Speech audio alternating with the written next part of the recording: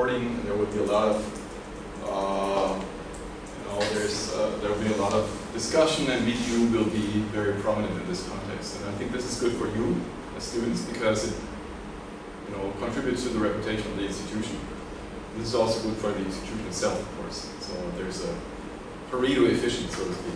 So let me just run and wash my hands. I'll be back in a minute, and then get started.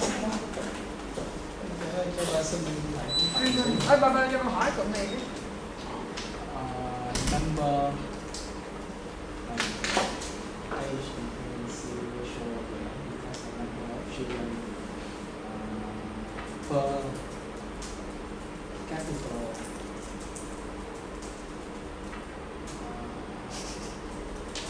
Cái người ngầu đấy không đọc được chữ của mình.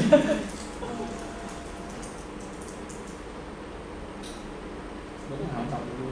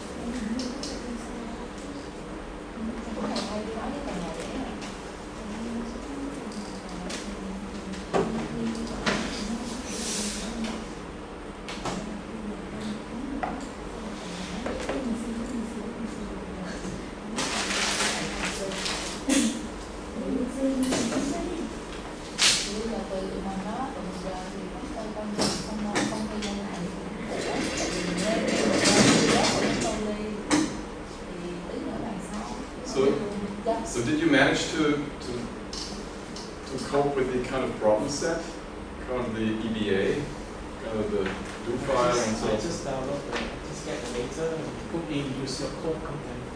Pardon? So I just get the data and I try to read the article that you reference, and then put in this data and just use your code, but then I stop there.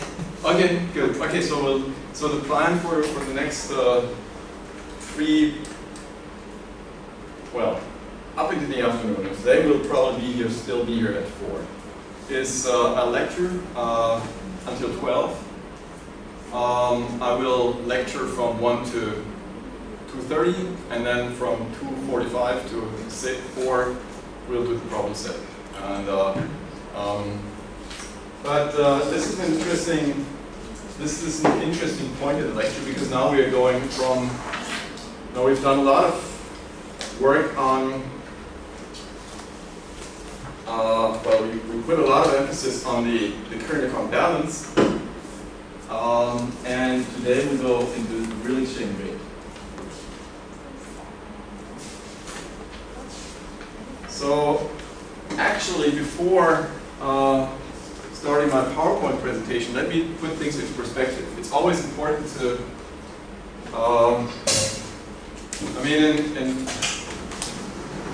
in my lectures and in Mainz, I always have slides where I say, ask the simple questions.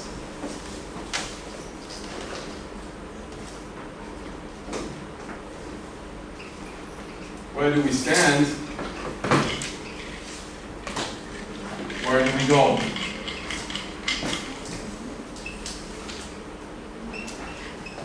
Right?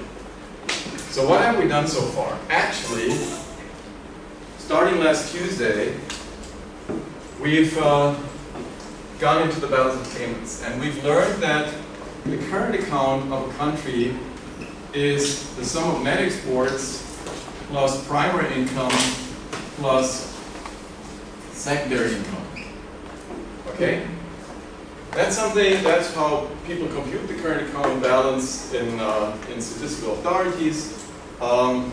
This is also tempting because some people believe that the current account balance is essentially net exports, but it's not, right? You know that in some countries, primary income is very important, including, for example, Germany, including, say, countries like Poland or the Czech Republic. I mean, also in Vietnam, the primary income component is not small change. Secondary income is transfers, right? And for some countries, that's also very important. So the current account is more than just net exports. And in fact, it's more than just net exports of goods, because when we talk about net exports, it's net exports of goods and services. Now, the next important equation that we touched upon was the current account balance plus the capital account balance plus net errors and omissions is equal to the financial account balance. Now, a mathematician wouldn't know what to do with this brackets, right? Because this is not, doesn't make so much sense. But the important thing is, net errors and omissions is something that we squeeze into the equation because, as a rule, due to the big measurement problems that we have, the observed current account balance and the capital account balance do not always coincide with the financial account balance. Other thing, very importantly, and I say that for the 5th or 6th time now, please never talk about the capital account when what you have in mind is the financial account. So there's all kinds of talks about capital account liberalization and open capital account, even by people who should know better. These people usually mean the financial account balance, right? And good. Now the next thing is that the net international investment position evolves, which is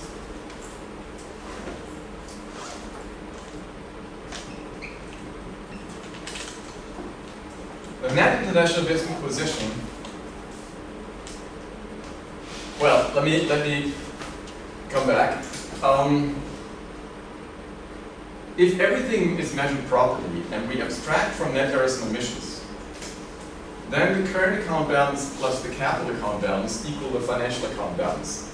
Now the financial account balance is the net increase in assets minus the net increase in liabilities. So if you subtract the net increase in liabilities from the net increase of assets, then you get the change in the NINP, right? That's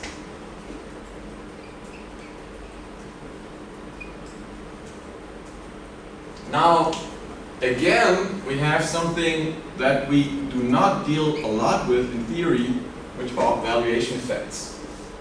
Remember the first problem set? Remember the first problem set where I went into this paper about exchange rates and valuation effects.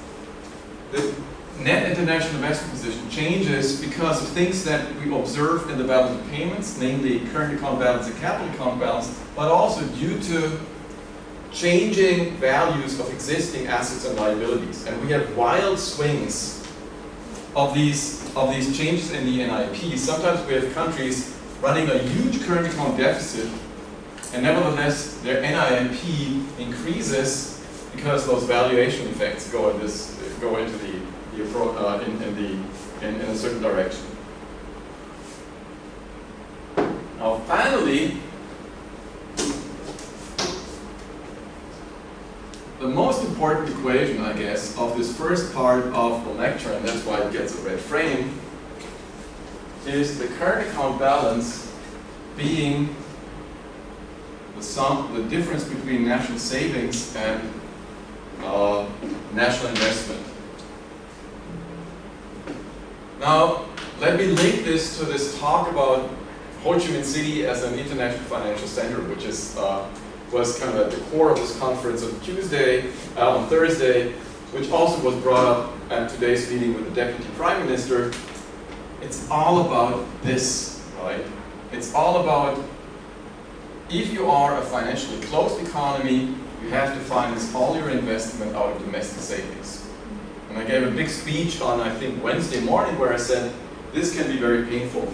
So in a country like Vietnam, where you have to finance huge investment projects, both at the private level and also at the public level, I mean, where would you get the savings from? Now, you would have the choice either to force people to save, which is very painful, or you would have to reduce investment, which is not good, right? And so, the current account balance allows you to tap international financial markets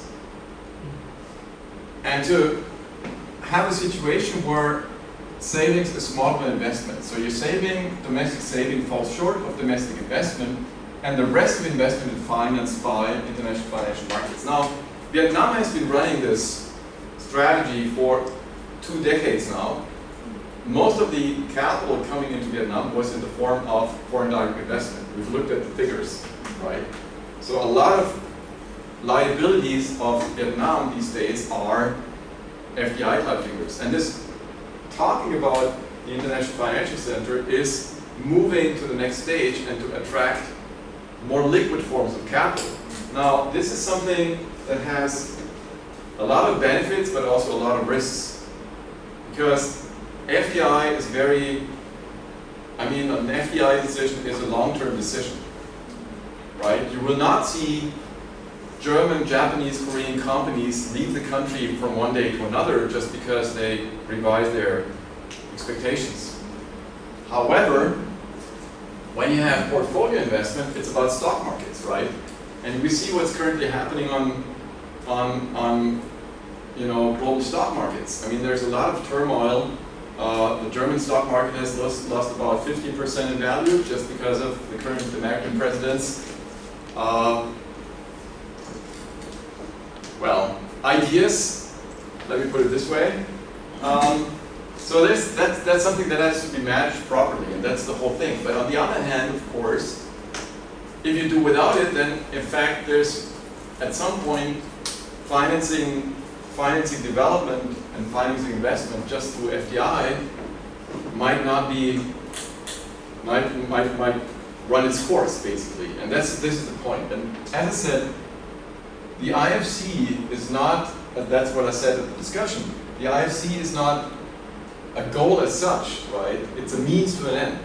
I mean, you don't want to have an international financial center because you want to have a lot of, fancy golf courses and a lot of, big cars driving around the city. You want to have an international financial center because you want to make it easier for domestic companies to finance investment projects, right? That's the issue. And now, that was basically section 2. In section 3, what we did is we said,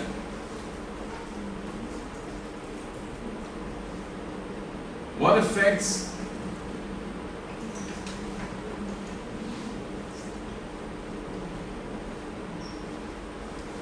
savings and investment? Well, it's intertemporal optimization, right?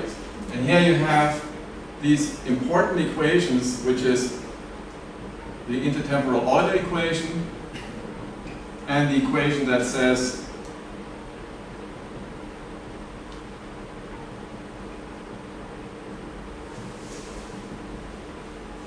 these are the equations that were crucial, right? This is the optimal consumption decision characterized by the intertemporal Euler equation. This is the optimal investment decision.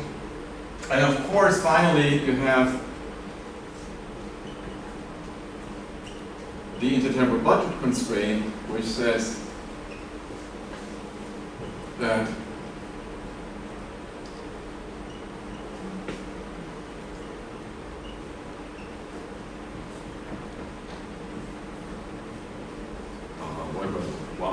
ys minus ts minus g, is. Good. Right, let me erase that bracket because it doesn't make a lot of sense.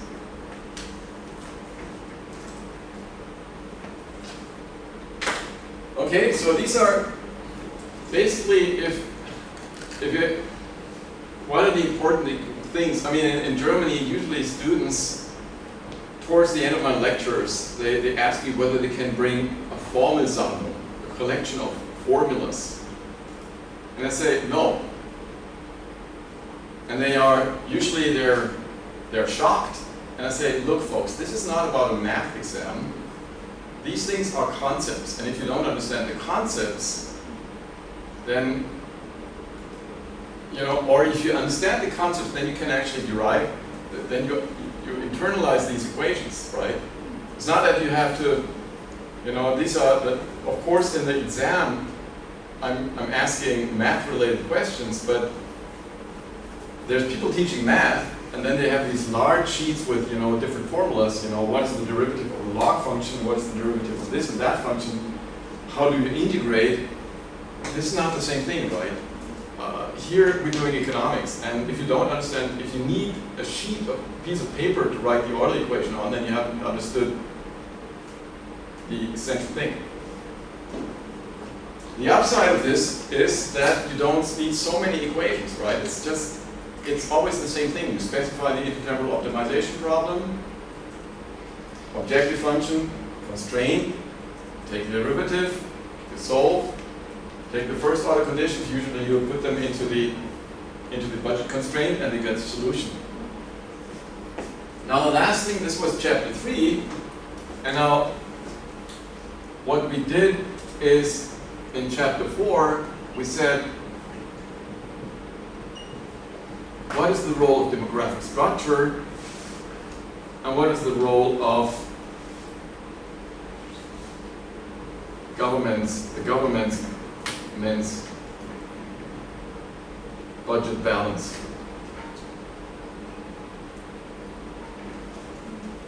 Right? So this was chapter 2, this was chapter 3, this was chapter 4. Now why does demographic structure enter? Well, demographic structure enters because it affects savings and potentially investment behavior. Why does the government's budget balance enter? Well, because it's about also government saving, and it potentially affects national savings, and we saw that in a model with an infinite horizon, Ricardian equivalence might actually result in the government's financing decision not affecting, or the time path of budget deficits not making a difference for the current economy. But if we have an OLG model where people have finite time horizons, then it does. And all these things, eventually, they shape, or they should shape, the empirical tests that we run to, for example, or the empirical analysis that we do, for example, to identify the determinants of current account balances in the data, right? So people, as you may have seen today, talked about it yesterday, the IMF's external balance analysis, it has all these variables, like it has the fiscal balance in it, it has lots of demographic variables in it, all based on this intertemporal framework. Good.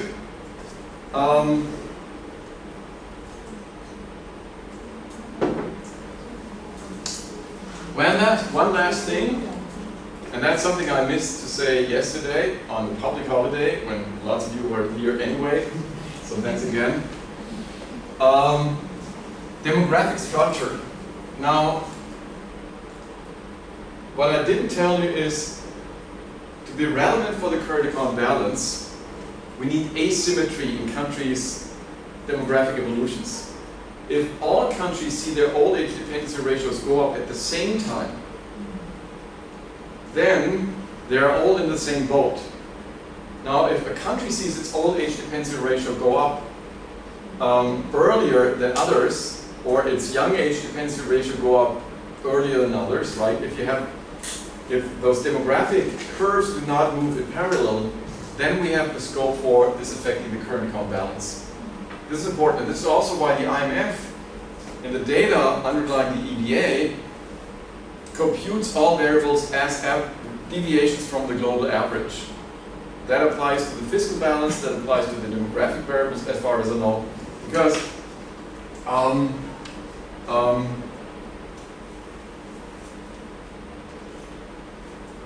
yeah, that's what I want to add. Good. Now let me. So this is basically concluding the review on why this rather slow person is moving down, or this. Let me tell you where we're going. Now, where do we go? Right. This is basically where do we stand? Where do we go? Well, today I will introduce the real exchange rate, which is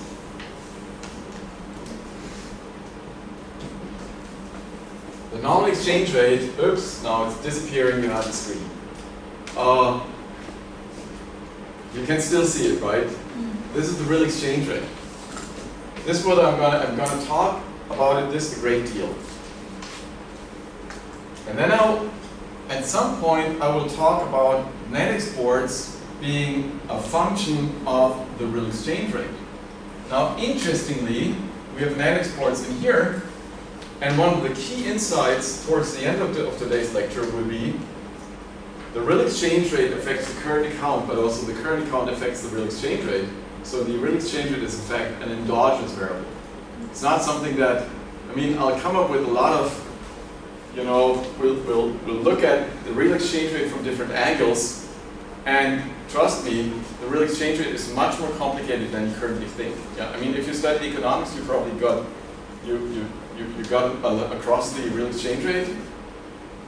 But let me make a guess, and this sounds preposterous. You probably don't really know what it is.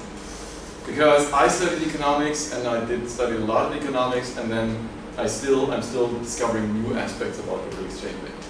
So starting with the fact that sometimes people say the real exchange rate is the price of our goods relative to the goods of foreigners. That's wrong. Or people stopping at purchasing power parity when it comes to the real exchange rate. That's wrong either. So there's a lot of stuff that I want to get right. So let me switch on.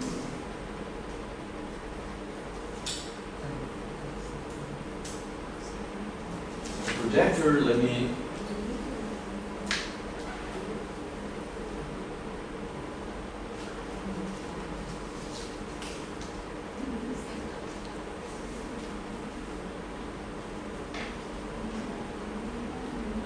start with section 5.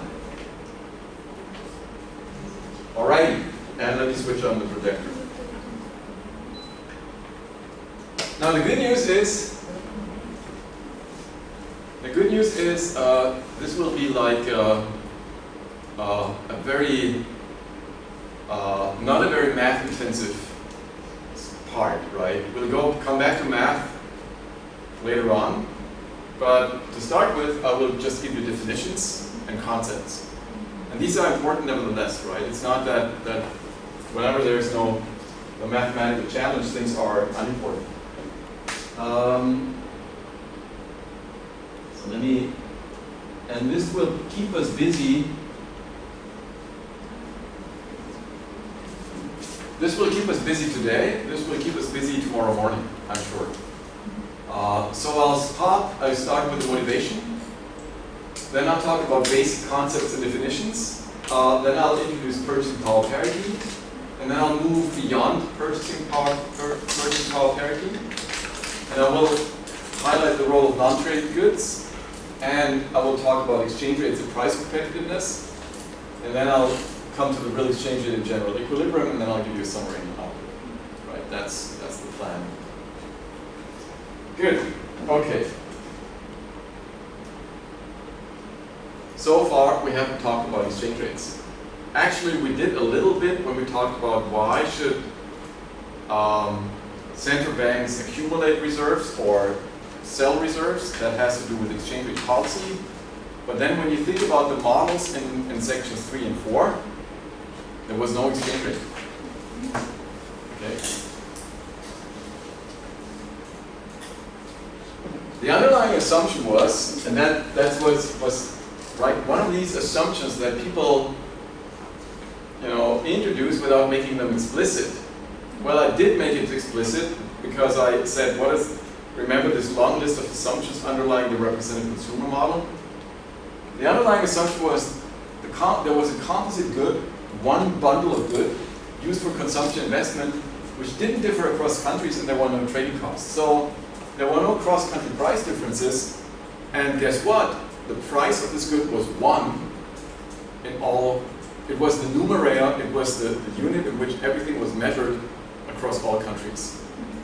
So the real exchange rate is interesting when we have, you know, price differences, but when we can have no price differences by assumption, then we can do without it, and that's what we did. We also assumed perfect price flexibility, so monetary neutrality applied, and real magnitudes, output, consumption, investment, etc., was not affected by nominal magnitudes. So there was no monetary policy in this model. You may have wondered why. Well, the reason is these are real models, and in real models, monetary policy doesn't matter because we assume that, you know, prices adjust immediately to any change in monetary policy. I don't know whether Michael Haliassos or anyone else has told you about that, right? Monetary policy matters when prices do not adjust immediately. Then it has a bite. But here we assume price flexibility, so in fact, monetary policy didn't matter. Now in reality, people care a great deal about exchange rates, right? I wrote a paper about exchange rate regimes without such a, you know, and the question is why? Well, first of all, agents for an assets and liabilities are possibly denominated in different currencies, so nominal exchange rate fluctuations affect agents' wealth. So if you have dollar-denominated assets, then the US dollar Vietnamese dong nominal exchange rate is of great importance for you. Because if the dong depreciates, your dollar assets are worth more. If the dong appreciates, it's the other way around. So people in financial markets, they care about exchange rates because they hold assets in different currencies, and you know the effective return on on their assets, and also the effective return that they have to pay on their liabilities depends on the exchange rate. The second reason is real exchange rate fluctuations possibly reflect change in price competitiveness, affecting net exports and aggregate demand. Now this is something that is important for policymakers. If you have a real appreciation that is in most cases, and I will be more specific on that, associated with terms of trade moving in a certain direction, and that may mean that the stuff that you sell to foreigners becomes more expensive and they switch to other competitors.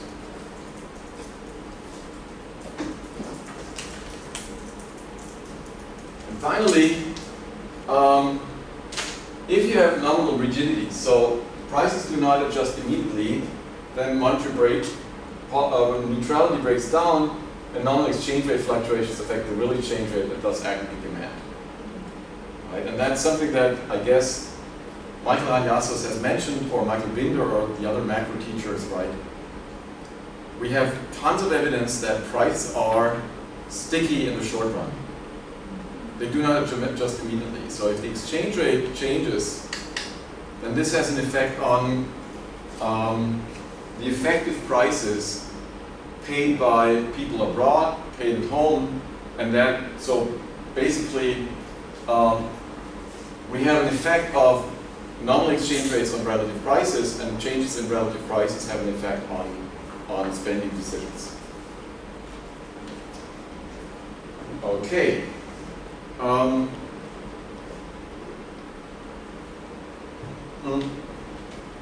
This is what the current, by the way, this is what the current American president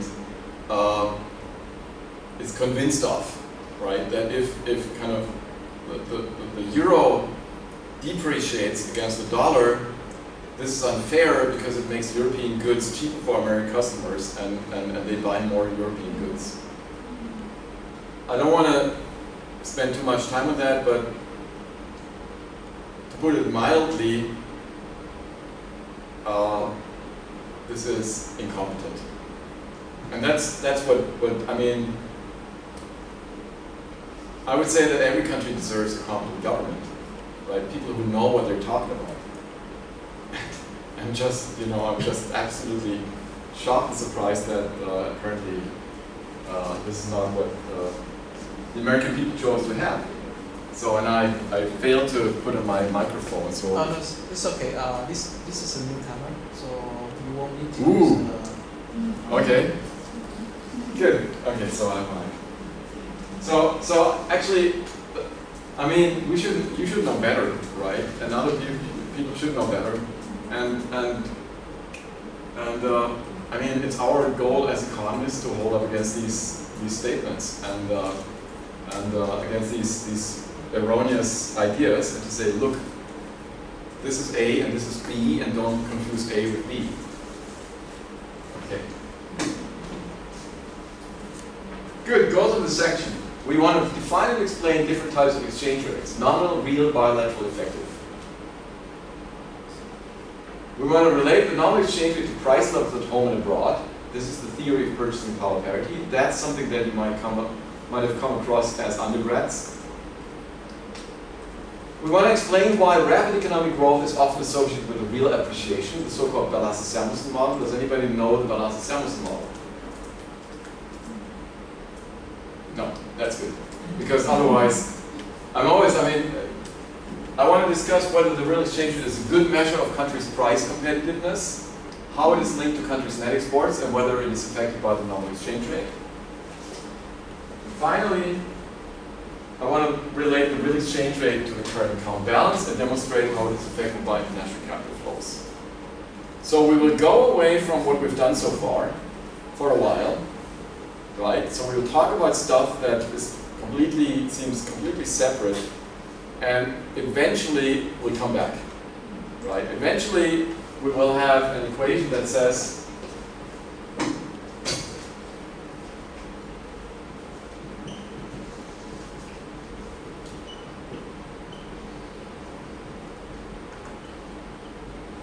right, and we will compute the equilibrium exchange rate as determined by savings minus investment on the left-hand side, and on the right-hand side we have net exports. Now we of course need to know how net exports depend on the real exchange rate plus primary income plus secondary income. So we use the two sides of the current account, this one and that one, and we use the fact that net exports depend on the real exchange rate to arrive at a theoretically sound notion of the equilibrium exchange rate. So this is just to. So now let's go into basic concepts and definitions. Now let's start with a simple thing, which is the nominal exchange rate. In fact, let's acknowledge that even the simple thing is not simple. So the nominal exchange rate, actually the bilateral nominal exchange rate, and we call it ET. E for, and I'm using italics because later on I will have conditional expectations, right? There's a lot of E's in my presentation now. E for the exchange rate. ET is the price of a base currency, for example US dollar, in terms of a counter currency, for example the euro in period T. Okay, now bilateral means two sides, so there's just two currencies involved. It's the price of one currency in terms of another. Now, the first currency that's quoted is the base currency, the second currency that's quoted is the counter currency. So when you get exchange rate quotes, and someone says, this is the US dollar Vietnamese dong exchange rate, then it tells you how many Vietnamese dong you have to pay for one US dollar. So here's the example for the US dollar euro exchange rate, with the US dollar being the base currency and the euro being the counter currency. right? Now, when I prepared this presentation, I did that on March 8th, and I had information on the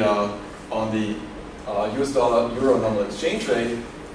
And please, important, this does not mean US dollars per euro. This is something that people often confuse. This means US dollar being base currency, this means and euro being counter currency.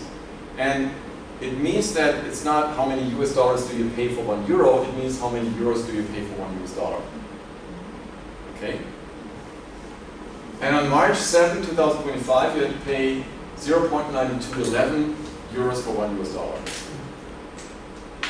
Now,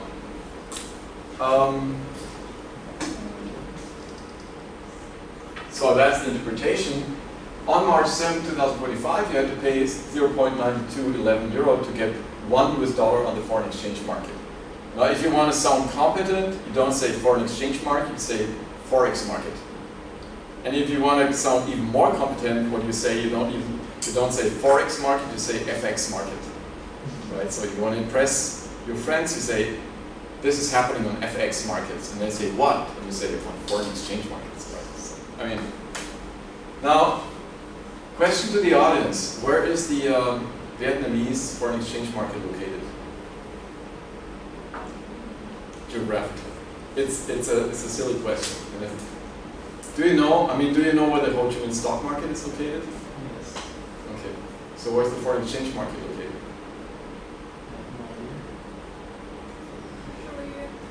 You know that in Vietnam we don't allow to trade in forex. Well, it's highly regulated, that's a good point. So, but the bigger thing is the foreign exchange market works very differently from a standard stock market. A stock market is a floor market. It opens in the morning and it closes in the evening.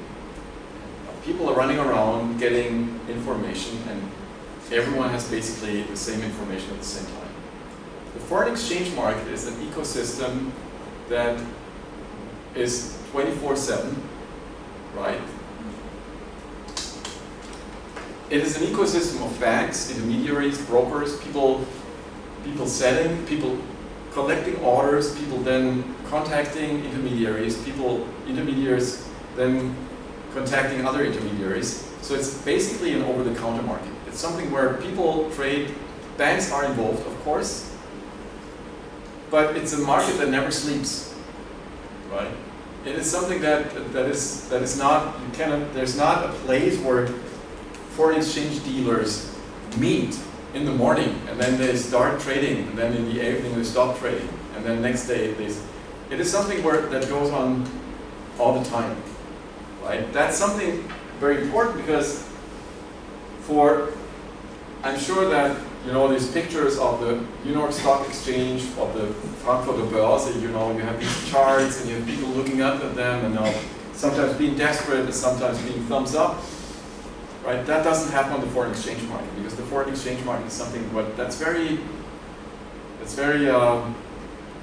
there's no fancy pictures about the foreign exchange market because people they put orders and sometimes I was shocked to learn people make phone calls, right? People make phone calls and say, look, I need whatever, $500,000. What price do you offer? So given that this is the kind of personal connections and trust play a role in this market, interestingly. And we also have these information bottlenecks because the intermediaries, they see when there's a lot of orders coming in, that there's a lot of demand for another currency, right? And they can process this information. So the microeconomics of foreign exchange market is something very exciting, right? And so I asked the same question in Mainz, right? I say, where's the Frankfurt foreign exchange market located? And people say, maybe it's close to the stock exchange. And I say, no. Because when I was a student, nobody told me, and I had to find out the hard way, right? Good. So that's the first thing. The foreign exchange market is not a floor market. It's not a market where people meet in the morning and go away in the evening. It's something that works 24/7. Secondly, in many cases there's two exchange rates, right? A bid and an ask price. So it depends on whether you want to buy foreign currency or when you want to sell foreign currency. So when I arrived in Ho Chi Minh City Saturday, a week ago, I changed euros into Vietnamese dong because I know that it's good to have some cash. I know that the price I pay for the Vietnamese dong is not the price that I will be offered when changing Vietnamese dong back into euros, right? There's a bid-ask spread. So be it, right? This is what these intermediaries are, making money out of. But we ignore that, right? We just talk about one exchange rate, which is the same. So the bid-ask spread is basically zero in our models. Okay. Now, if the price notation is used, and we'll often talk about the domestic country and the foreign country, if the price notation is used, the foreign currency, which in our case would be the US dollar, more generally the currency of country F is the base currency, and the domestic currency, here in our case the euro, or it might be the Vietnamese dong, more generally the currency of country H is the counter currency. Right? So foreign currency is base currency, domestic currency is counter currency.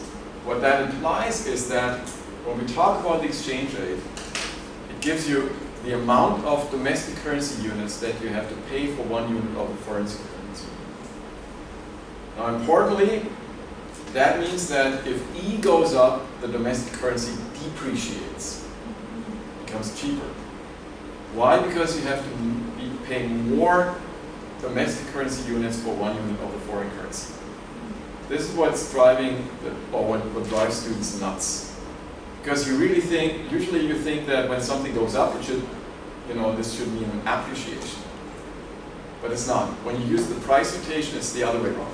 E going up means the domestic currency depreciates, E going down means the domestic currency appreciates. Because if E goes down, you pay less domestic currency units for 1 unit of the foreign currency.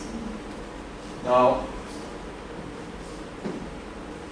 we could also use the quantity notation. Now, the quantity unit notation uses the domestic currency as the base currency and the foreign currency as a counter currency. It's just the inverse. So, for example, on March 7, you had to pay 0.92 something euros for $1. Conversely, you had to pay $1.0857 for 1 euro. Now, in that case, if E rises, we have an appreciation of domestic currency.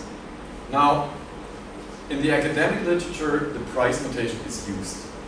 In the business press, the quantity notation is used.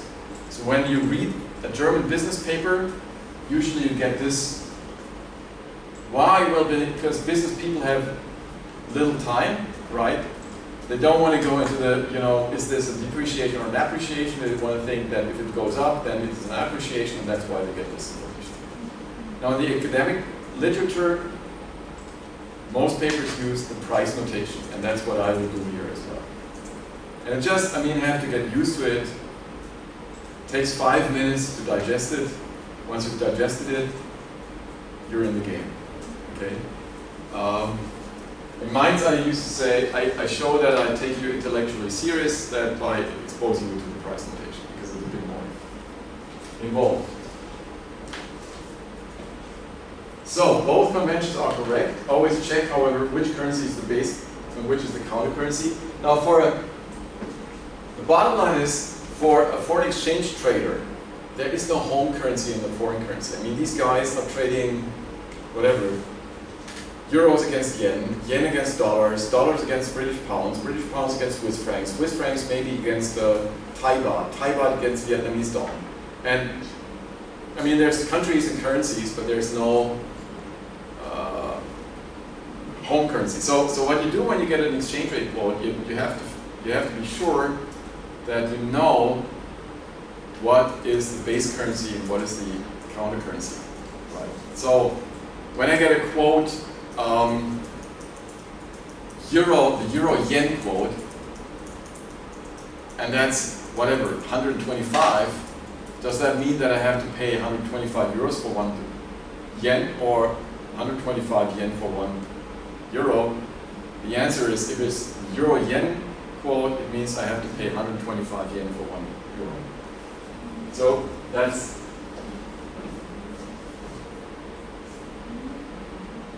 as in most of the academic literature, I use the price notation, so without explicitly mentioning the currencies involved. Hence, the nominal exchange rate is the price of the foreign currency in terms of the domestic currency. We assume that there's one foreign currency, there's the domestic currency, and E, the nominal exchange rate, is just how much domestic currency units do you have to pay for 1 unit of the foreign currency.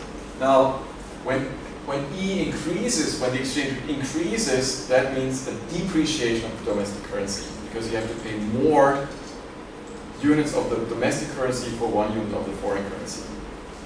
This is something I'm almost sure you will need some time to, as I said, to digest.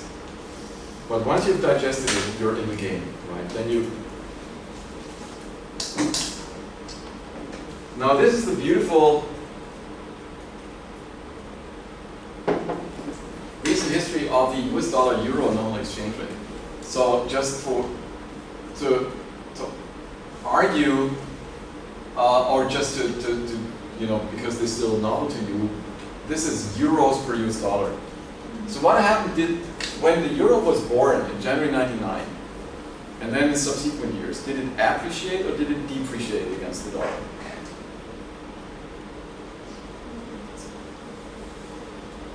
Euro depreciate? The euro depreciated. Actually, it depreciated quite substantially between January 99 and say May 2001, so for about 2 years, right? Because you had to pay more and more euros for 1 US dollar. What happened between, say, 2002 and 2008, trend-wise? Euro appreciate? Euro appreciated quite substantially, right? After some periods where you had to pay 1.15 euros for 1 US dollar, you came to a point where you had to pay 0.65 euros for 1 US dollar.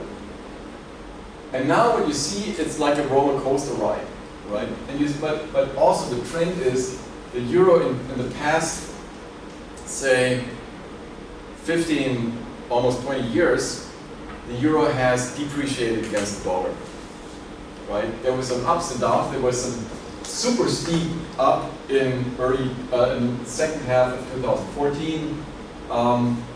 But we see that generally the euro has become weaker against the dollar because you have to pay more euros for 1 dollar today, or bless you, than in just before the global financial crisis. Now this is the euro. Now this is the US dollar Vietnamese dong nominal exchange rate. Right, and this is an interesting thing, right? This is what I talked about on Thursday. There's a trend depreciation of the dong against the US dollar, but it's very, very stable in a way, right? So, I mean, I don't know the recent data. I haven't looked at the exchange rate for the last week, but you see that by and large, the State Bank of Vietnam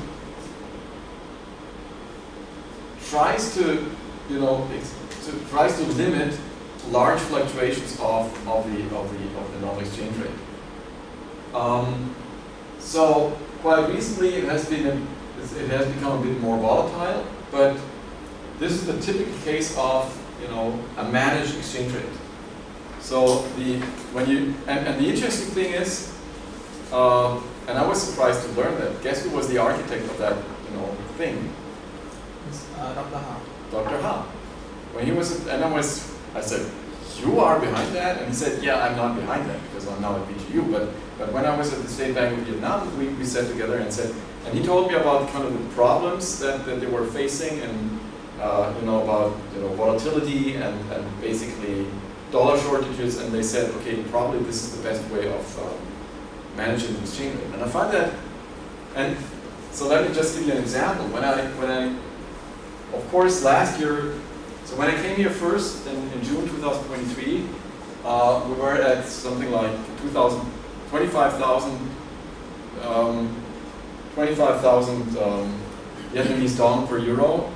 Now last year it was something like 26,000, now it's 27,000, but that has more to do with the kind of dollar-euro exchange rate than with the dollar Vietnamese dong exchange rate. Right? And by and large, I mean, it's by the end of April I will go to Turkey. And I know that the Turkish lira that I brought home from my last visit are essentially worth nothing. That didn't happen to the Vietnamese dong that I brought into the country, which is a small amount, by the way, when I came here. So you see that there is a kind of a trend depreciation of the Vietnamese dong against the dollar, but it's not as volatile, this exchange rate, as this thing. Right? And the reason is that this is a pure float, right? So if you ask Mr. Powell at the Fed, do you care about the US dollar-euro exchange rate? He says, yes, I do, but I have no mandate to influence it. And when you ask Madame Lagarde at the helm of the ECB, are you concerned about exchange rate fluctuations? She might say, oui, I am, but I have no mandate to influence it. Right? So differently from this thing. Now the funny thing, and I will come back to the exchange rate regimes later on. The funny thing is, and that's also what I mentioned during the conference, the official exchange rate regime is a managed float, which is a very flexible exchange rate regime. Now the de facto regime pursued by the State Bank of Vietnam is to introduce much more stability. So this is something where the central bank has a de facto regime that's much more stable than the de jure one. And that is not a bad decision, necessarily. In fact, it might be a very good thing to avoid what we call speculative attacks. Good, more about that later. Now who knows what an effective exchange rate regime is? No one, that's good. Because I'm asking these questions because I'm always happy when I can add value. Right? If you had all nodded and said, we learned this 5 years ago. We have blank pages. Blank pages, that's exactly what I love, because then marginal productivity is high. Right? The learning curve is steep. So the bilateral exchange rate gives the price of a currency relative to a single other currency. Now the question is that all you want to know about a currency's external value? So is the US dollar or Vietnamese dong the only exchange rate that matters? And the answer is not necessarily. Is the US dollar-euro exchange rate the only thing that matters? Not necessarily. Because there's so many other currencies in the world. So what solves that problem is what we call an effective exchange rate. So it's an effective exchange rate. It's not the ineffective exchange rate. I should have put this. Now, an effective exchange rate is like a geometric average of bilateral exchange rates. You turn those bilateral exchange rates into indices, because otherwise you have totally different orders of magnitude. You turn them into indices, setting them as equal to 100 in the base year, and then you compute a geometric average, right? This is, how do you read this? Well, I'm sure you know how to do that, but so you have the effective exchange rate is ET1 to the power of omega 1 times ET2 to the power of omega 2 dot times ET omega n. So that would be the bilateral exchange rate with respect to currency 1 turned into an index. And that would be the same thing, and that would be the weight of currency 1. And that would be the same thing for currency 2. And that would be the weight of currency 2, right? So you basically compute an average, and you do not compute an arithmetic average where you sum of things, but you compute a geometric average, which has some advantages.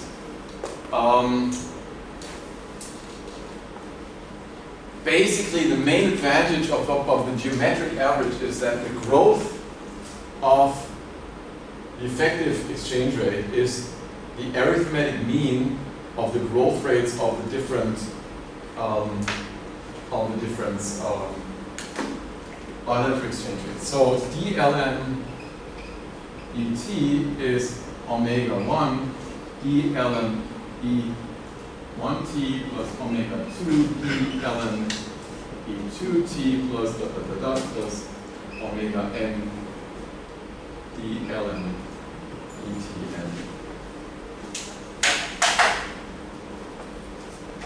Okay, if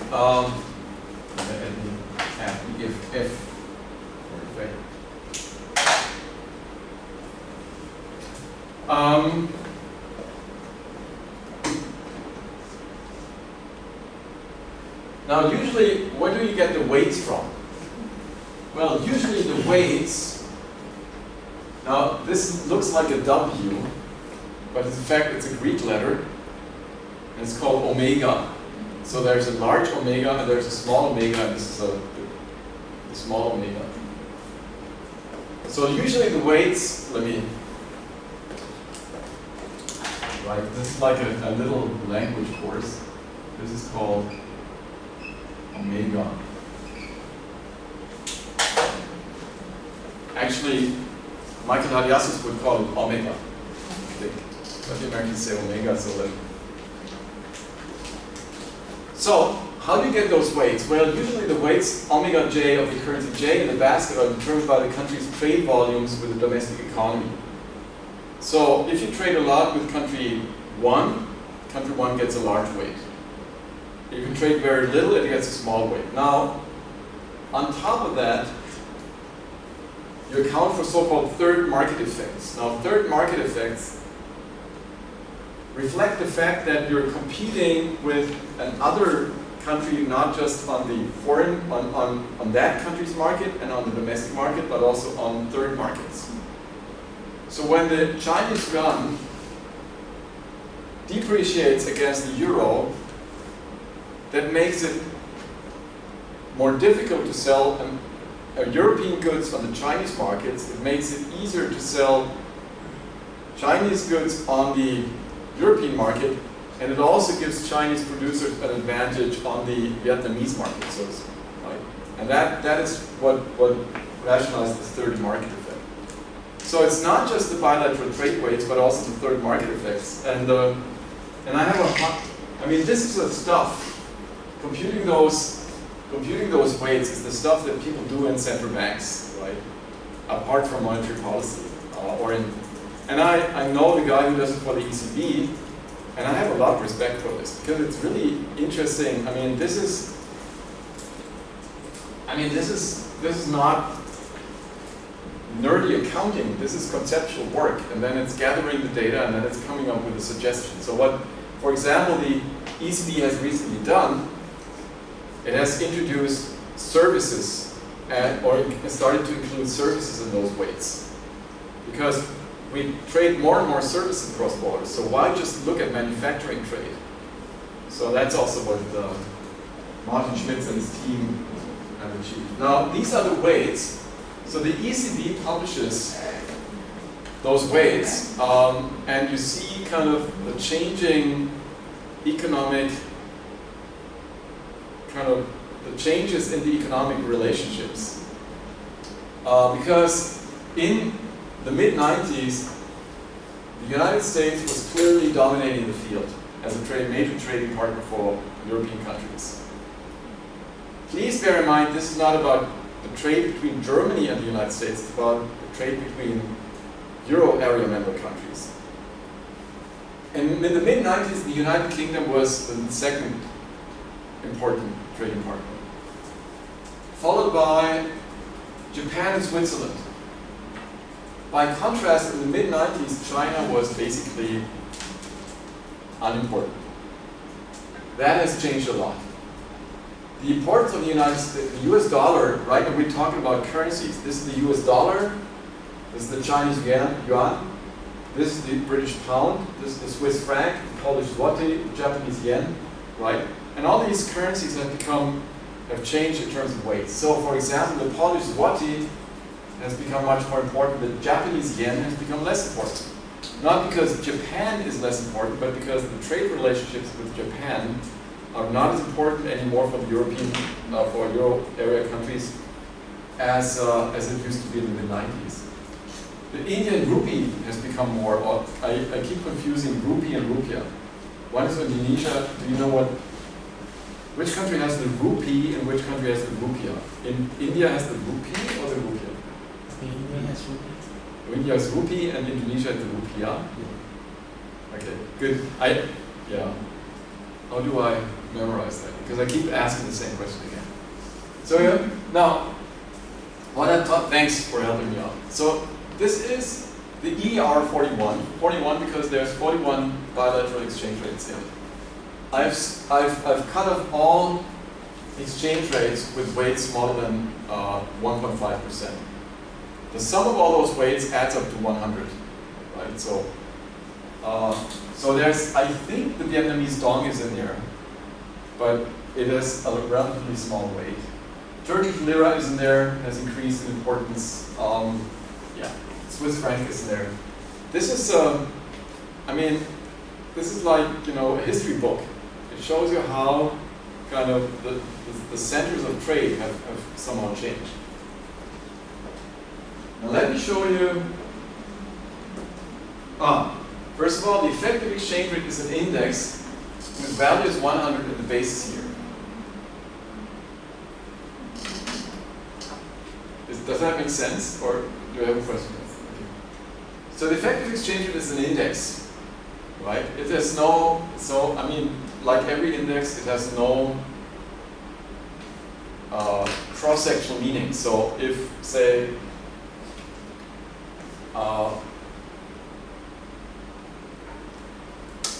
Mr. Powell meets Mrs. Lagarde, and Mr. Powell says our effective exchange rate is at 140, and Madame Lagarde says our effective exchange rate is at 120.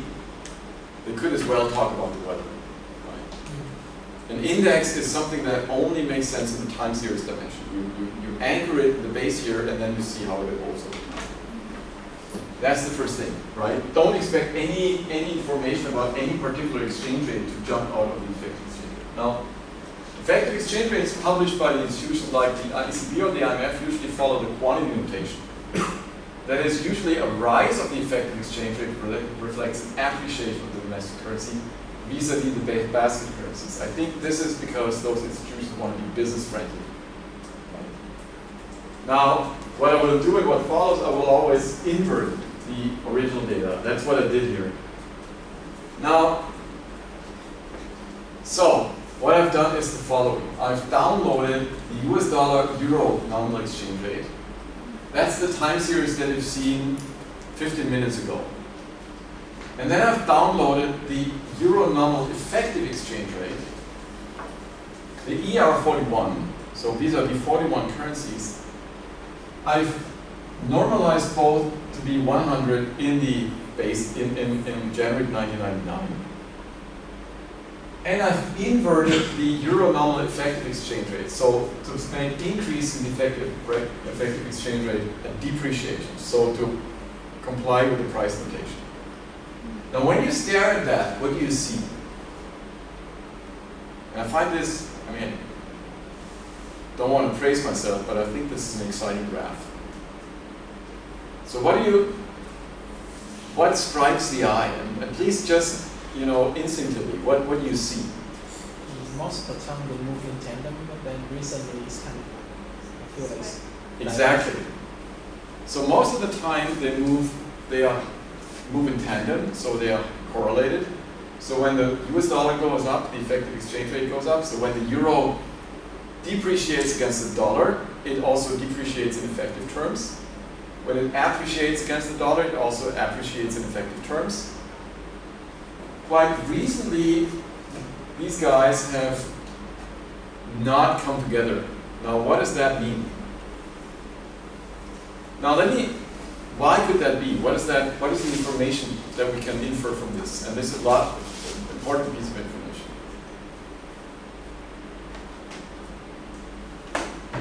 Maybe let me postpone that question, and then because the answer to the next question, or set of questions, hosts the answer to that question, what's happening. What about volatility? What can you say about relative volatility? So the nervousness of the time series of the bilateral exchange rate vis-a-vis the effective exchange rate.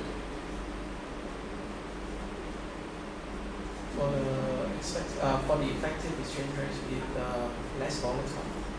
The effective exchange rate is less volatile. So, right? So for the bilateral exchange rate, it goes up and down like mad. For the effective exchange rate, it is a bit more, it goes up and down, but when it goes up, it doesn't go up that much. When it goes down, it doesn't go down that much. What is the reason? Because you are your domestic currency against a basket of other currency instead of just one. Exactly. Right. The effective exchange rate is like a portfolio, right? And when you think of portfolio, I mean, one of the key things to take away from portfolio theory is that, I mean, I'm not a finance person, but that, yeah, right. I mean, this is not,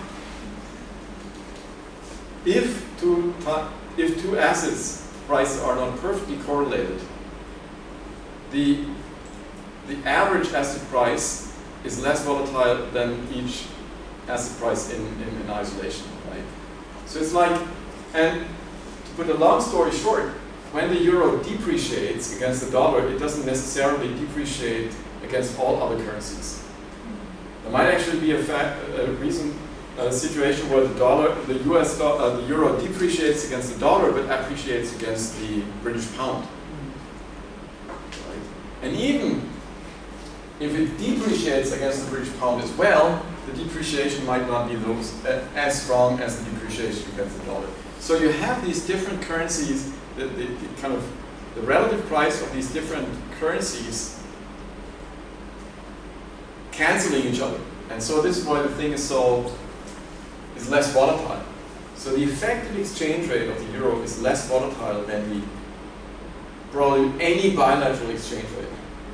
Now coming back, having this in mind, what do you think happened here? What happened since we talked about an evolution that takes place since, say,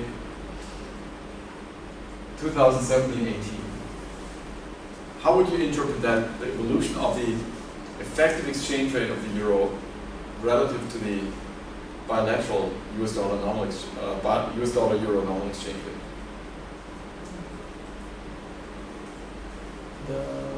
Let's give you. I appreciate your, but let's diversify a little bit in terms of answers.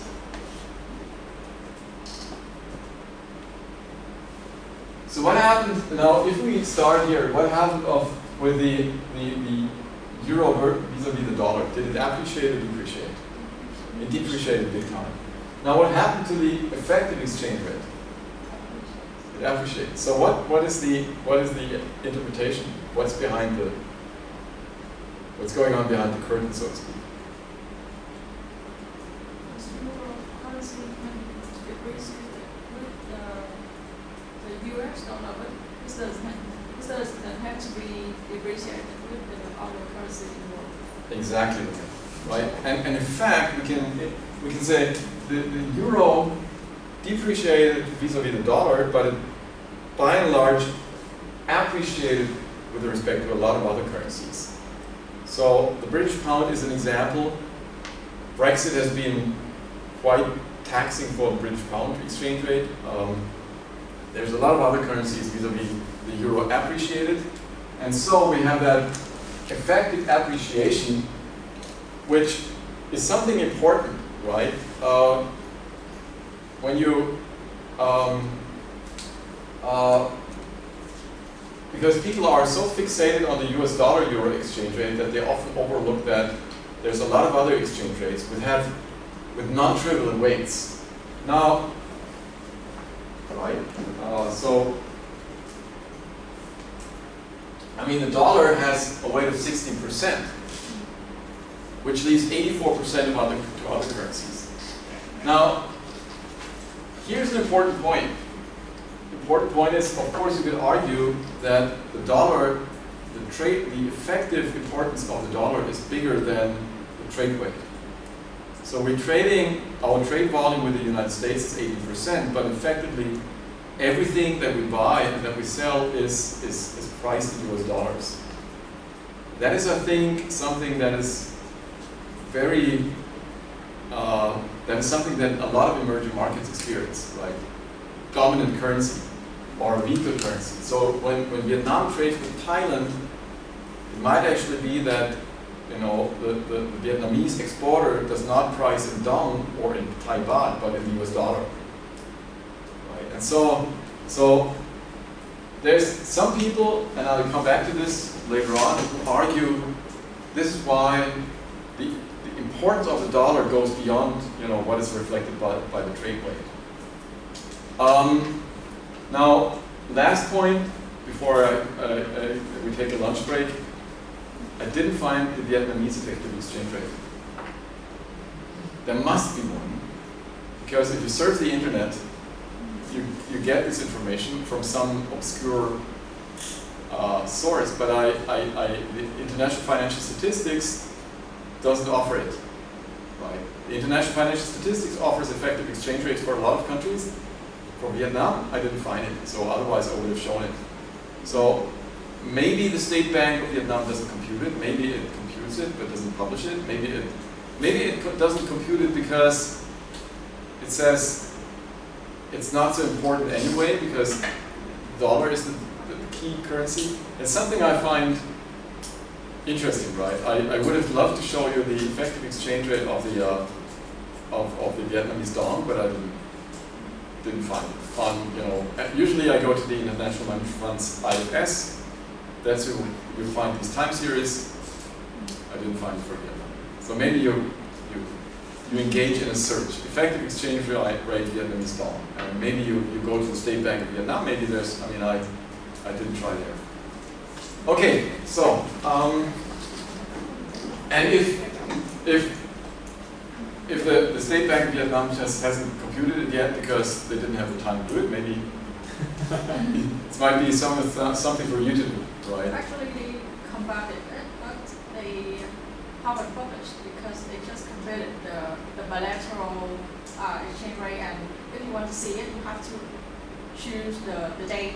It's only one day. But you choose a different day, and they show you the exchange rate of different day, but they don't show you the effective exchange rate. Okay. It's on the website of the State Bank of Vietnam. But the effective exchange rate? No, just the bilateral. Okay.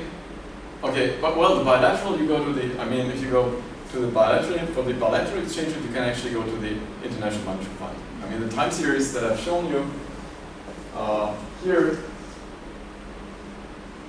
this is from the International Financial Statistics. This is something you can readily download. So the whole time series going back into January 1999, probably even further. But the effective exchange rate. I mean, the effective exchange rate is something that I didn't get from Vietnam. And as I said, it's something that, I mean, what you need is, of course, you need the weights and you need the bilateral exchange rate. The weights are not easy to compute, right? Because you need those there's a formula. You need information about the trade relationships. That's not something that you do on an afternoon. Right? I had a student who did an internship at Bundesbank to compute to compute effective exchange rates, because that's something, right? Someone has to do it, right? Sometimes there's just no time to do it. maybe that's the reason. Okay, so let's get some food and let's meet again. When I come back, I'll probably not be in that formal attire because there's no deputy prime minister to see in the afternoon.